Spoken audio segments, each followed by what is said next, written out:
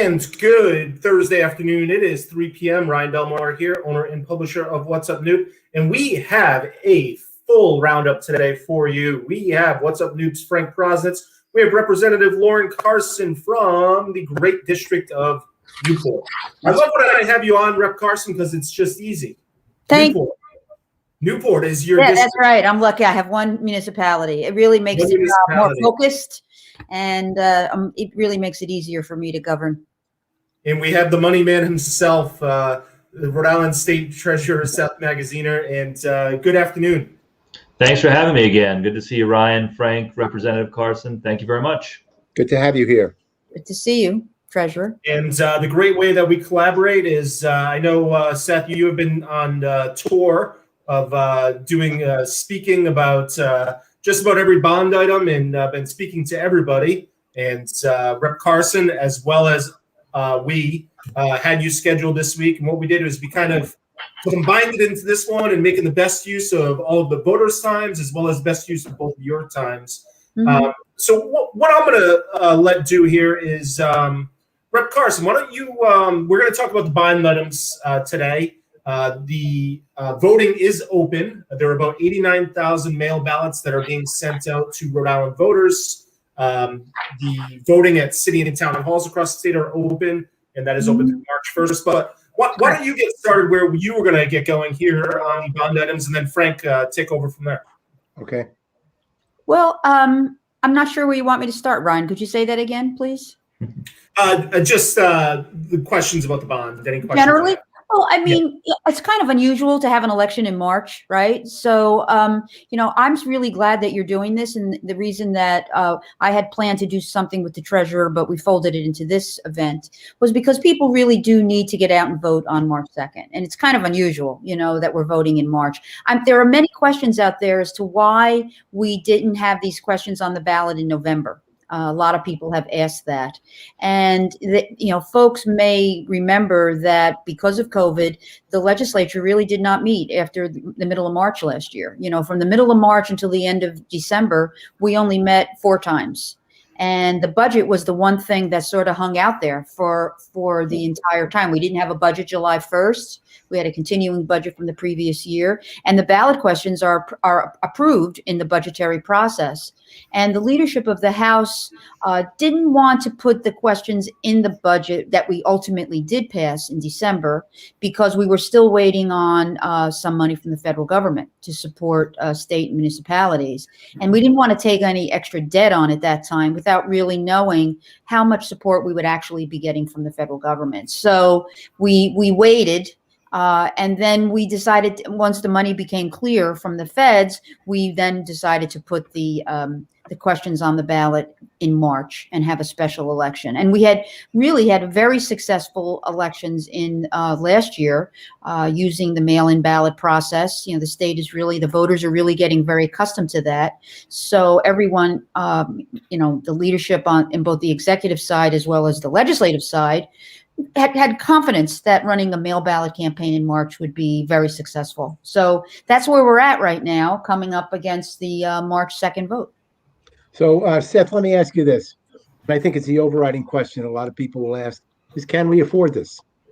Absolutely. And let me take a step back first and just say, Rhode Island needs an economic recovery, right? There are tens of thousands of Rhode Islanders who are out of work. Our economy is stalled because of COVID-19, and we need to make sure that 2021 is the year that we bounce back, that we reopen our economy, we rebuild, and we put as many people to work as possible. And that's why these bond measures are so important and why I'm encouraging everyone to vote yes on all 7 of them. These bond measures collectively will invest hundreds of millions of dollars in projects that will put Rhode Islanders to work in the short run and improve our quality of life and our economic competitiveness over the long run. So, for example, they support things like building more affordable housing, upgrading the facilities at the Port of Davisville and Quonset, improving our parks and beaches and green spaces. All of these are things that will put Rhode Islanders to work right away and will pay dividends in our quality of life and our economy over the long run. So I'm happy to get into more detail on any of them. Now, to your question about are they affordable? Yes, absolutely, for a couple of reasons. Number one, interest rates are near historic lows, so this is a good time for the state to go to the bond market. If you look at other states and cities that have floated bonds in recent months, they've been getting very low rates. We are a AA rated state, that's our credit rating, AA tax exempt. Other issuers with the same credit rating have been getting rates as low as 1.5% on their borrowing. So it's a good time to be doing this.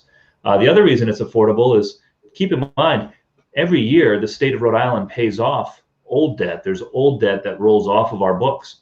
And so by adding these 7 new bond measures, that doesn't mean that we're increasing the state's debt total by $400 million, because in fact, there's hundreds of millions that are rolling off every year. Last year alone, more than $200 million of old debt were retired. So it is affordable, and it's something that is important to help our state have a strong economic recovery, which is why I'm going around and encouraging everyone to vote yes. And one question I have, and one bond that I'm curious about, is the transportation infrastructure bond. And how does that differ from all the projects that are going on now throughout the state? Yeah, so the main purpose of the transportation bond, and this is question 4, is to plug a budget hole that was created by the decline in traffic at the early months of COVID-19. So you may recall, Rhode Island has had a major issue with the quality of our highways and our bridges. Bridges in Rhode Island, generally speaking, were not in good shape. They were becoming unsafe. And so the governor and the General Assembly passed a plan a couple of years ago called Roadworks, which, among other things, introduced tolling for large trucks, for tractor trailer trucks, to raise the funds to fix our bridges. Well, the problem is that back in March and April, when COVID first came, traffic ground to a halt temporarily, and toll revenue was not as high in that period as had been expected. So that created a hole in the budget that needs to be plugged, because we don't want work repairing our bridges and our highways to stop. We want to keep that work going. The other thing that's important to note is that this bond, question 4, it's a $70 million bond, but for every dollar that we spend of that state money, we get $4 of federal matching funds. So in fact, this bond measure will lead to hundreds of millions of dollars being spent repairing our bridges. If we don't do this, then we'll just be leaving that federal money on the table. Well, Treasurer, didn't we also lose gasoline tax money during that time? That was another cost of revenue on top of the toll money. Yeah, that's a good point, Rep. Carson. Absolutely. In addition to the truck toll revenue, gas tax revenue, which is another source of funding for infrastructure, also slowed down in the early months of COVID. So that's what created this budget hole that we need to fill. And for those watching at home, and as well, so the treasurer knows, earlier this week we had an in-depth conversation about question number 7 about the Quonset development. And next Monday we'll be diving, and Frank can speak more to this, more into the housing works. On Monday we'll be hitting that question more. It'll be clearly on the affordable housing issue. We'll be talking with folks from Housing Works RI. That just personally, I think, is such an incredible and critical issue for Rhode Island. We are last in New England in the amount of money we spend for affordable housing. Yeah, I have very vivid memories actually with Rep. Carson. In one of the campaigns a couple of cycles ago, we were knocking on doors together in Newport, talking to voters, and that was an issue that kept coming up. It was. Particularly, seniors who, right, maybe live in a multi-level house and need to transition to something that's more all on one level, but can't find anything that they can afford. It's a real problem, certainly to Aquidneck Island, but really across the state. Yeah, I remember that day also, Treasurer, that we knocked on that woman's door, and she talked to us for a while about the fact that she could barely afford to live in her house. She was a single senior woman, probably in her early 70s, and she had very few choices for what she could do. So, yeah. But I also want to comment that the housing question and the early childhood care question, they really speak to and will speak to some of the issues that have come out of COVID, don't forget, because COVID has really driven a great divide between the haves and the have-nots in this state. And filling those needs will really go far to help those people who were impacted most economically by COVID. So they are somewhat indirectly some relief, not immediate, to the impact that COVID has had on our state. These bonds will produce a lot of construction. Do we have any overall estimate on the number of jobs that may come out of, if this all passes, the number of jobs that might be created? Yeah, I'd have to get back to you with an exact number, but I'll tell you a good rule of thumb in the construction industry is that every $1 million spent creates the equivalent of 20 job years. So 20 construction jobs for 1 year for every $1 million. So this is $400 million total across all these bonds. If you use that math, that's equivalent to roughly 8,000 jobs. And those are just the construction jobs up front. Keep in mind, many of these bond initiatives will open the door to permanent jobs in the long run. For example, question 7, which is the bond for industrial sites, in particular the port at Davisville, that is to create capacity for the offshore wind industry for permanent jobs for the maintenance of wind turbines. So these bonds collectively will create thousands of jobs in the short run, but also make it easier for permanent jobs to locate and stay in Rhode Island over the long run. Ryan, you? Yeah, sorry, I had myself. I just wanted to remind people, I just pulled it up. You can visit vote.ri.gov and you can pull up your sample ballot, and you can see, I've said this and I'll keep saying this, but where you voted in November may not be where you're going to vote in person March 2nd, because it's not such a big election. It's equally as important, but because it's not such a big election, not all polling places will be open. So it's worth going there and checking vote.ri.gov. You can see your sample ballot and where you're going to vote. And you can go and vote early, and you can find out the hours for your local polling place and things like that. Treasurer, is turnout, where you thought it was going to be? Are we trending in the right direction? What are you expecting here? Well, this is uncharted territory, as Representative Carson alluded to earlier. I don't believe we've ever had a statewide special election just for bonds before, and particularly in a pandemic where much of the voting is happening by mail. So I don't think any of us quite knew what to expect. But for those of us who are supporting these bonds and campaigning for them, we're not taking anything for granted. And, people will ask me sometimes, is this unique style of voting, is this good for the bonds or bad for the bonds? I don't really know. I don't think anybody does, but we're not going to take anything for granted. We're going to get the word out, let people know that voting yes on these bonds is a vote for economic recovery for Rhode Island. And we're not going to take anything for granted and work hard all the way through March 2nd. Yeah, and Rhode Islanders generally support bonds. Now, if we speak specifically about the green bond on the ballot, I mean, the green bonds pass with anywhere between 70 and 85% of the voters. And they pass with a high percentage of voters in the more northern urban areas like Central Falls and Pawtucket. So there are very motivated voters out there that care about some of these issues, the environmental community and the housing people particularly. And I think the arts community also. I wanted to speak to that because there is some arts money in a bond that I worked to get a little bit more money into it. And I worked with the treasurer on that, because there's many art organizations in Newport that were advocating to expand that art bond. There's Island Moving Company, who's going to be moving into their new facility sometime, and those are construction jobs. The money for the arts bond is for their capital assets and capital improvements, and will increase our wonderful arts art assets around the state. So there are, both short-term and long-term jobs and short-term and long-term gains from these bonds. And I think that the special interest groups that are really concerned about their respective bonds will probably be where most of the votes come from. Seth, I spent about a decade as editor of the Providence Business News.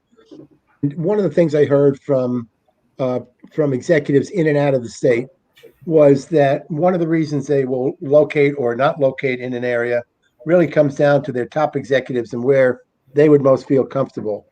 In other words, quality of life. Tell me collectively how all of these issues and how all of these projects lend itself to our quality of life and our attractiveness to perhaps companies relocating to the state. Gosh, well, how much time do you have? I think you're absolutely right, Frank. You know, quality of life is one of Rhode Island's core strengths compared to a lot of other places, but we have to work to maintain it and improve it. So these bonds will improve quality of life in Rhode Island in a number of ways. Certainly the green bond by improving our parks, our beaches, our water quality, and preserving more land for open space. Those are all enhancements to quality of life. The affordable housing bond, making housing more affordable in the state. The early childhood education bond, expanding access to high quality early childhood education. As Rep. Carson just mentioned, the arts bond is certainly, you know, our arts and culture are, you know, I'd say second to none for a relatively small place like Rhode Island, and we need to continue to invest in them. So, you know, there's a number of ways that these bond initiatives will improve our quality of life, which is good for all Rhode Islanders. But to your point, Frank, also will make more companies want to locate in Rhode Island, expand in Rhode Island, double down in Rhode Island. And that's exactly what we need to stay competitive over the long run. Yeah, I mean, if I could add to that, I think that if you look at all the questions combined, there's balance. You know, we're investing in our roads, we're investing in our institutions of higher education, we're investing in childcare facilities, we're investing in our natural environment, we're investing in our arts. That really is a balanced set of investments. And I also think, and maybe the treasurer knows, I'm not 100% sure of this, but one of the things that companies look for when they locate is really the roads as well as the higher institutions of higher education. So, you know, that was a disadvantage to us before we instituted the tolls, that our roads were really becoming a disgrace. And we're really putting a lot of energy and money into improving our roads so that there can be, you know, strong transportation systems across the state, which is what some businesses are looking for. Yeah, very important point. One other point that I would note is, you know, this is not a quality of life issue, but it is an issue with helping businesses make it easier for them to locate in Rhode Island. Question 7, the industrial facilities bond, part of it is for the port at Davisville, but the bulk of that bond, 40 million of the 60 million, is actually for creating pad-ready industrial sites around the state. This is one of the things that's made Quonset so successful, is that if you're a business and you're looking to move to Rhode Island, you can go to Quonset and the utility lines are all set up already, the roads are all set up already, all of the infrastructure you need to make it an easy turnkey operation to get your business up and running. The problem is they're running out of space. There's very little space left in Quonset. And so question 7 will make it easier for businesses to move to Rhode Island by creating more of those industrial sites around the state where it'll be easy for a business to locate and scale up quickly.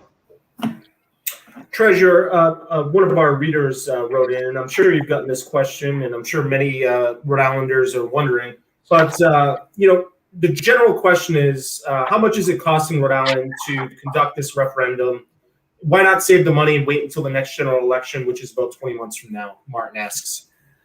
Yeah, so luckily, a good chunk of the cost of the special election is being covered by federal CARES Act money that was given to the state back in 2020. So, you know, the actual hit to state taxpayers is minimal, if any. Why do it now as opposed to waiting, you know, for another year and a half? Because we need the jobs now. You know, we lost 100 when COVID came to Rhode Island. We lost 100,000 jobs in 6 weeks, which is just staggering. And we've only gained back about half of the jobs that we lost. So there are tens of thousands of Rhode Islanders that are out of work. And that just hasn't, I mean, that's tens of thousands of people who are struggling. And it's even more people, you know, small businesses and others whose businesses have taken a hit because so many of their customers are out of work.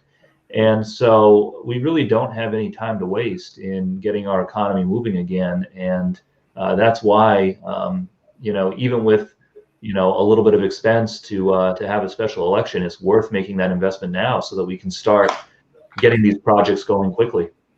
I have that the Secretary of State is allocating $223,586 to Rhode Island cities and towns for the costs associated with the March 2nd election, and that the funds are part of a grant that Secretary Gorbea secured from the Center for Education, Innovation, and Research in October of 2020. Newport is getting about $4,500. Middletown is getting about $36,000. Jamestown, $2,000, Little Compton, $2,000, Portsmouth, $46,000, and Tiverton, about $4,000. Thank you for that information. Go ahead, Frank. Yeah, I wanted to ask this, and I'm going to get to the dire end and ask you, what would the consequences be if we turn down all the bonds? Well, it will be a slower recovery, with fewer jobs, and it will become more expensive to fix a lot of this infrastructure if we wait for it to fall apart more before we do something about it. The longer we wait to fix our bridges, to upgrade our higher education facilities, the longer we wait to do these things, the more expensive it's going to be. And in the meantime, there'll be fewer jobs, a lower quality of life, less opportunity. So we don't gain anything economically or financially by waiting. Seth, I want Treasurer, oh, go ahead, Frank. I want to, one of the ones we don't talk a lot about is the higher ed facilities. Maybe we can touch on that a little bit. Sure. So this will go to three places. And again, this is a perfect example of construction jobs up front, and then a stronger economy over the long run by improving the skill level of our workforce. Rhode Island College will be renovating and really gutting and rebuilding their science building. So again, construction jobs on the front end, and then preparing students for the jobs of the 21st century over the long run. So Rhode Island College will be renovating their science building. The University of Rhode Island will be building a new fine arts center, and CCRI will be making a series of renovations and enhancements to a number of their campuses across the state. And Treasurer, I know you mentioned a lot about a lot of this will bring jobs back. What can be done with these 7 questions in the way, if they're approved, to make sure that those jobs go to Rhode Islanders and Rhode Island-based companies? I know you're going to be careful with that, but how can we actually take those numbers and make them Rhode Islanders? Yeah, so most of them will be Rhode Islanders, without a doubt. As you know, public projects have to go through a competitive bidding process to make sure that the taxpayers get a good deal. But, there is capacity. Rhode Island companies, construction companies, I talk to them all the time. They have the capacity to hire more people. They just need the work. They just need the projects. I will say there's a number of great programs across the state for Rhode Islanders who are looking to get into the construction trades, to learn a new skill. A lot of people, who may be contemplating a mid-career shift. So there's organizations like Building Futures, which runs apprenticeship programs to help people transition into good jobs in the construction trades. CCRI has a number of good programs. New England Tech has good programs. If you want to learn how to be, a welder or a pipe fitter or a carpenter or a plumber, there are good training programs in Rhode Island that have, with low cost programs that can lead to high paying jobs with good careers. So I think part of what we want to do, coming out of this referendum is promote more of those training pathways. Because, the reality is there are a lot of Rhode Islanders who've been laid off, say from the retail industry, whose jobs may be automated, who are looking for new career paths. And getting a trade is a good way to reorient a career if that's what you're looking to do. I wanted to just switch gears just a moment because I don't want us to lose some of the stuff you're doing with unclaimed property and how that's helping some small businesses during this period of time. Well, thank you for the opportunity. And, this is something that I collaborate with Rep. Carson on in her capacity on the Small Business Committee.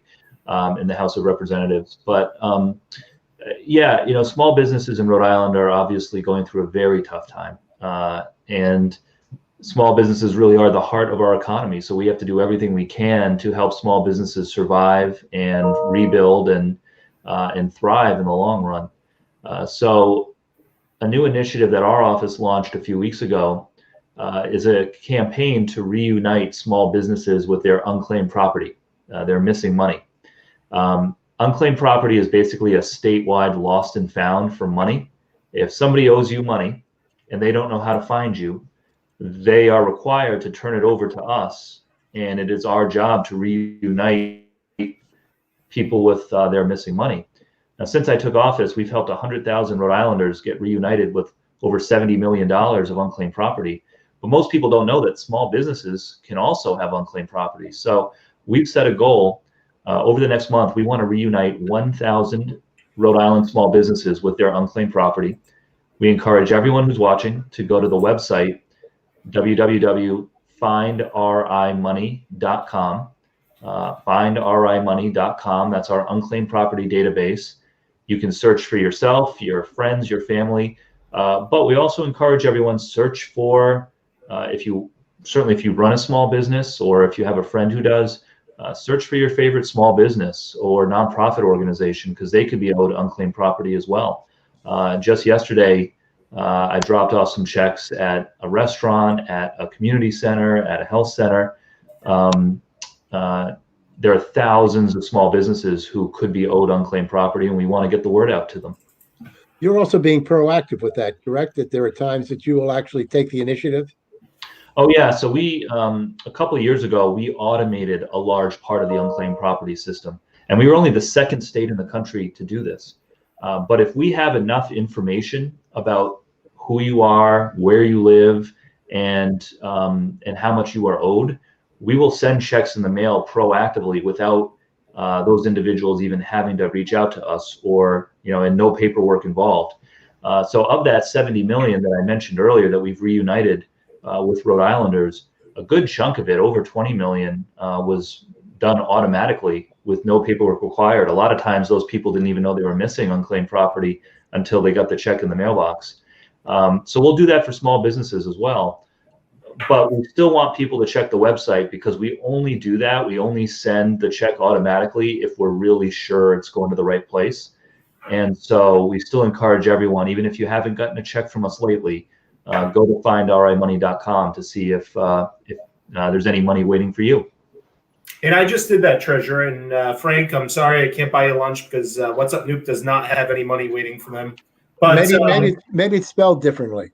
That's it. I tried them all, but there's also nothing for me. But I have a question for you, and I understand you. I'm putting you on the spot. My dad, who passed away 20 years ago, is on there. You know, if somebody sees a family member who is deceased, passed away, what should they do? Should they contact your office, or do they just leave it? No, they definitely should. Yeah, they should file a claim. So they can call the office. They can file a claim on that website, findrimoney.com.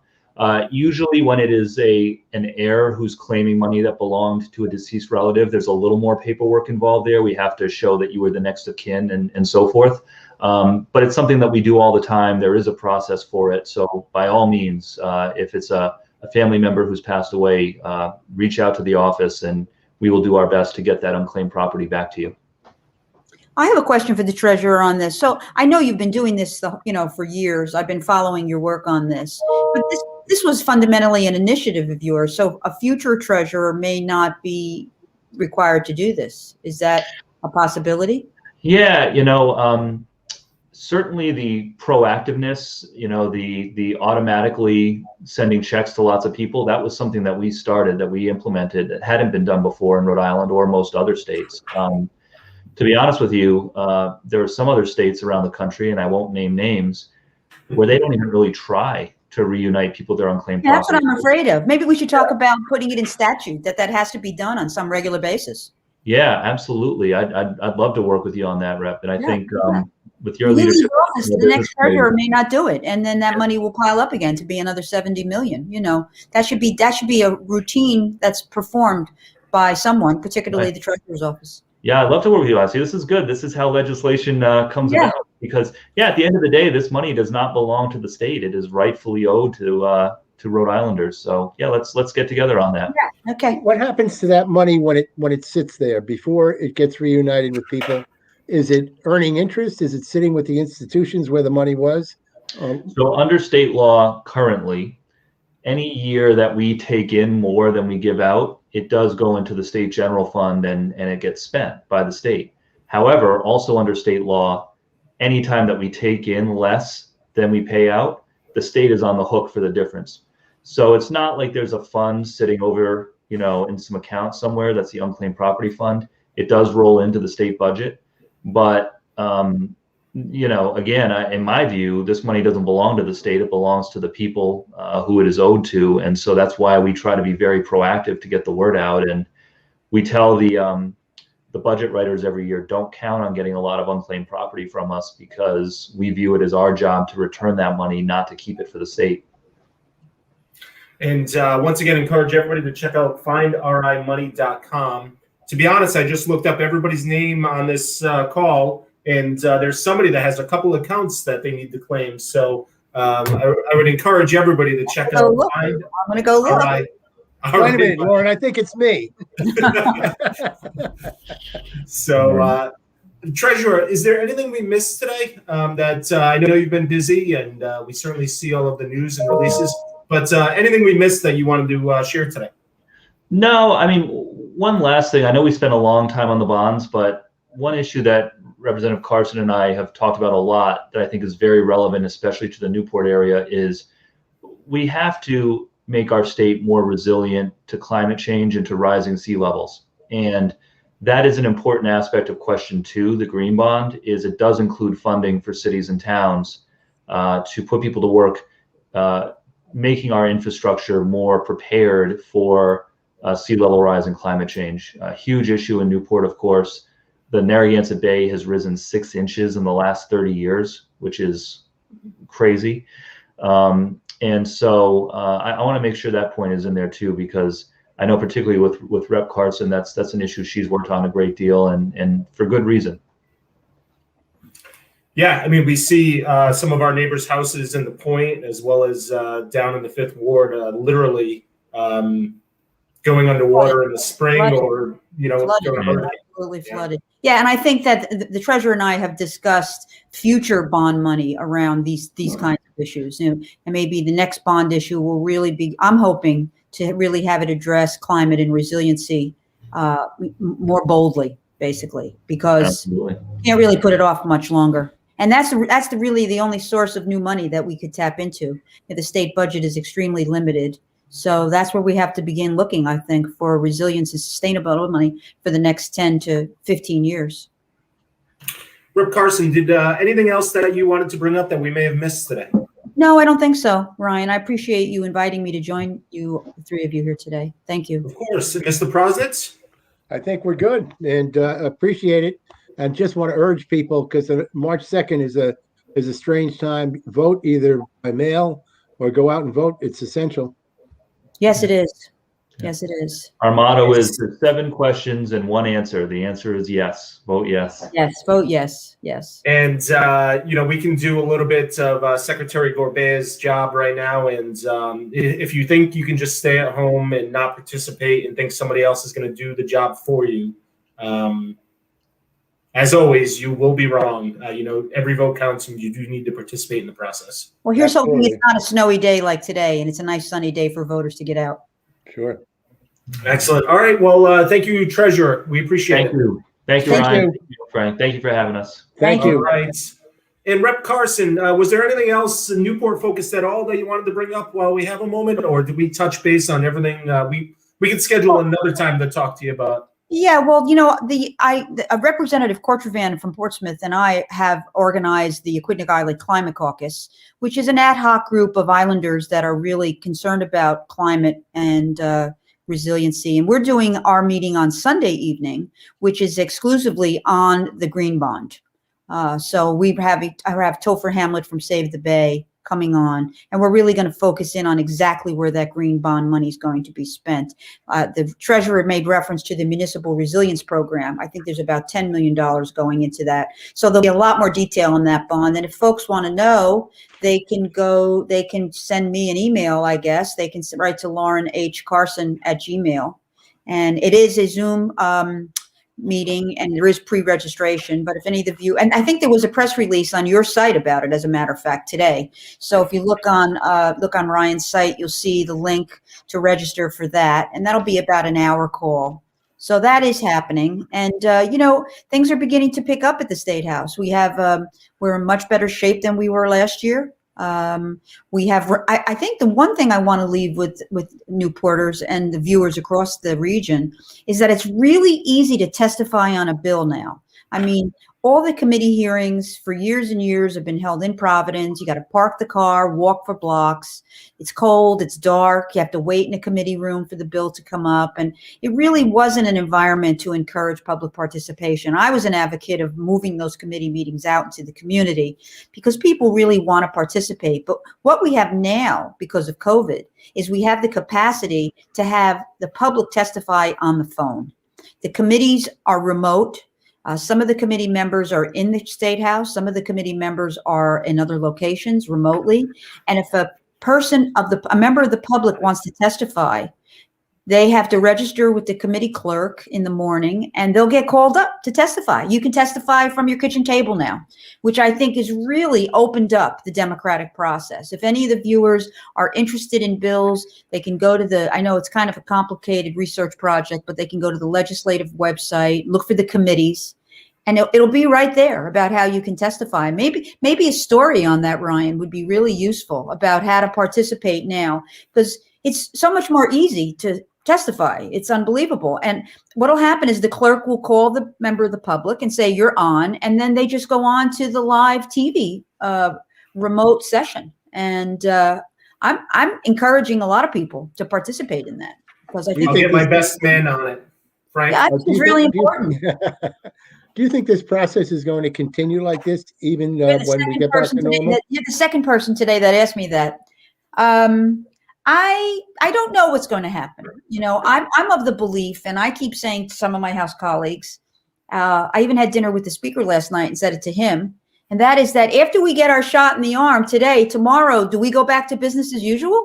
Or do we stop and do we evaluate what we've been through?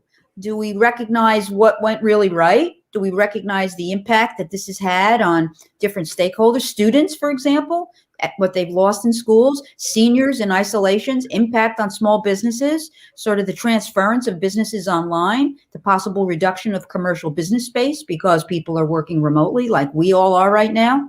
There's really been a tremendous impact, and government has changed, right? We do our committee hearings online. We do our bills differently for introduction reasons. So I'd like to see a real evaluation of the impact that COVID has had on our lives. I'm advocating for that to the House leadership. Interestingly, I've talked to some superintendents of schools, and their belief is that this opens up so many opportunities once we get through this. Right. The silver lining is just the opportunity, and it really is up to our imaginations. We can allow this to enhance our lives to a great degree, or we can go back and go back to where we were. That's what I'm that'll saying. happen. There are opportunities, and we can make lemonade out of some of the things that have happened and that we've adjusted to and we've learned. I'm a huge advocate of that, and I'm advocating for that. But we'll see what happens. So will we stay like this? I would advocate that we stay with the remote meetings. I mean, again, I don't know if you folks have ever come to a committee hearing in the State House, but it's like a packed room. You wait for hours. There's few chairs. I've been there. Yeah, really, it's not a comfortable place for anyone. And now you can just sit in your dining room table and testify. And to bring it closer to Newport is, I've spent 9 years sitting in City Hall watching meetings, and now to be able to watch a meeting from home, to see new faces, which is very, very important, to see new faces from the community participating in calls and giving feedback, and even if they could just watch it, Right. Right. More people are getting involved in government than ever before in new ways, and I think it needs to continue. I hope it does continue. Go ahead, Frank.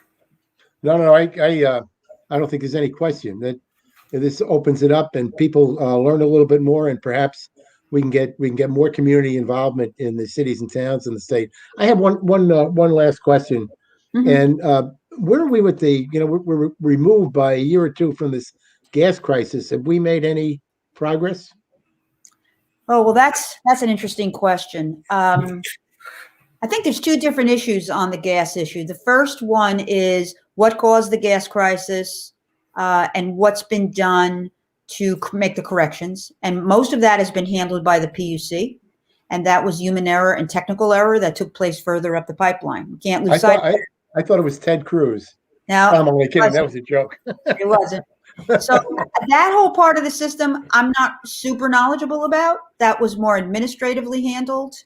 The second part is, what do we do about energy security on Aquidneck Island for the next 10 to 20 years that is sustainable and is affordable, begins to address, our need to be more environmentally focused, reduce our carbon footprint, and that I'm sure you folks follow this. National Grid put out 4 proposals in the fall and asked members of the public, as well as the city councils, and as well as the members of the legislature from the entire island, to comment on the 4 options.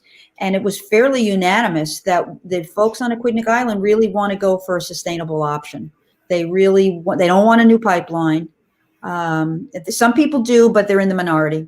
Based on the outreach that they've done. And I think that National Grid right now is looking at, what kinds of programs they can put together that we can incentivize, that they can put some money into, that we can assist homeowners with grants and in financial incentives to move toward sustainable means of energy.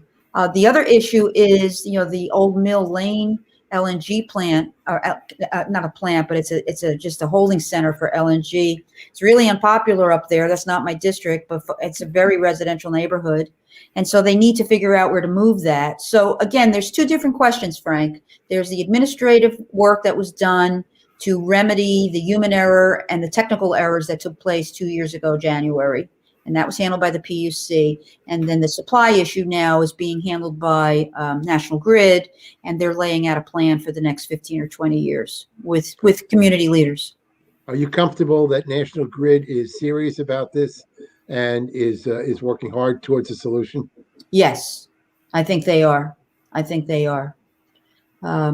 the question that's in my mind is, how much development will there be on Aquidneck Island in the next 20 years? And what will actually be our energy needs? I never felt like I got a real answer to that. We do know that we're going to have development in the north end of Newport, and they're going to have energy needs, but we need to incentivize those new buildings to be more green and to use solar rooftops and to use heat pumps and to use a variety of systems that complement each other. So there's layers of policy that need to be put in place at the state and partnership with the private sector, as well as at the municipal levels, that will really begin to change the way or alter the way we consume energy. And I think we should look at decarbonizing Aquidneck Island. We put the wind turbines off Block Island. We were the first state in the country that did that, became a model for other places to use that model to put them at sea here in the United States. They were at sea over in Europe.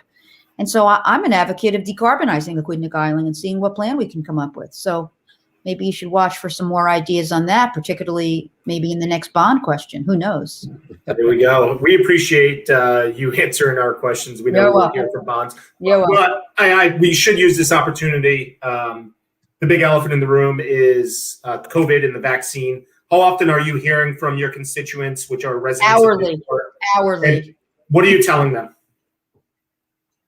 Well, I just answered a constituent. Every day it changes. I don't need to tell you folks that. Yeah. Members of the House and myself are very frustrated.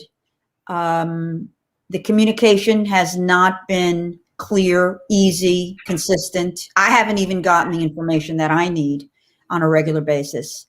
I tell them whatever I know on that day, right? So I've known for the past few weeks that the best thing for a Newporter to do was to go to the Edward King House and to register there. And I was advised by the city leadership and the leadership at the King House that that was where they wanted me to direct people. So that's what I was doing for the past couple of weeks. Now we sort of have a new system that's rolling out, which is, pardon me, on Monday, we're going to have this new list for the over 65s, and they need to go to that website to register on Monday. So that's where I'm directing them now. And, you know, I had a meeting with the Aquidneck Islanders 2 weeks ago, and I'm sending out the links to the information I get from DOH. I just sent a link to the task force yesterday that I was watching when you called me, Ryan, when I was listening to it in the car. And I sent that, and I said, here's the best information I have. It's from yesterday. This is what the Department of Health is saying. So I'm giving them what I know to be the latest information, and it changes. And then I'm directing them to more information so that they can see if they get their questions answered. That's the best. How can people sign up for your newsletter? How can Newport residents sign up for your newsletter? Oh, well, they can send, I don't send a lot of stuff out. I send maybe a newsletter out maybe once a month. More frequently now because people really are seeking information. Just drop me an email, laurenhcarson@gmail.com. I'll put you on my list. Perfect.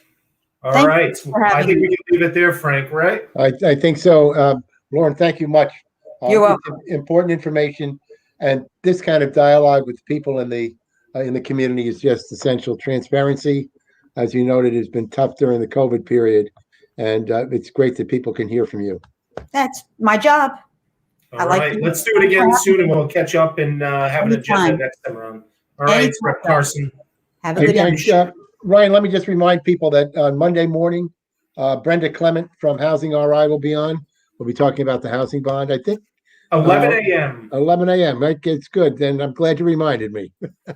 I looked it up before earlier, and it's 11 a.m. on Monday, and we'll be talking with Brenda Clement, who's the executive director of Housing Works RI, and people can learn more about their bond item, affordable housing, as well as more about Housing Works RI. And of course, you and I have spent many minutes talking and writing about affordable housing, so it's a topic that's near and dear to our hearts. So critical issue. Just one more time, I want to remind people, vote.ri.gov. You can go and view your sample ballot, go and find your polling place, go and find out when your local city or town hall is open. Please go and vote. I've already voted. I went and voted last Friday. Walked in, walked out, easy as can be. And you can only vote once. Only once on 7 questions. So great chat, and I'm glad Rep. Carson was able to join us, as well as the treasurer. And hey, that's what we do. We have real conversations with the people that are making some decisions around here. We do indeed. All right, Mr. Prosnitz, and I will talk to you later on, my friend. Sounds good. All right. Take care. Thank you, Ryan. We want to thank Rep. Carson as well as Treasurer Magaziner for joining us today. We will be back with you, let's see, here on Monday at 11 a.m. Talk to you.